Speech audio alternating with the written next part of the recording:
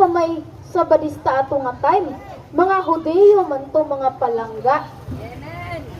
And then unsa may hinungdan nga gaadtuan siya sa sinagoga.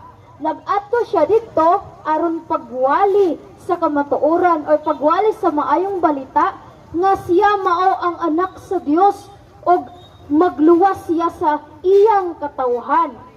Kaya kung mabasa nato sa John 3:16, di ba naingon, "For God so loved the world that He gave His only begotten Son, that whoever believes Him shall not be perished but have eternal life."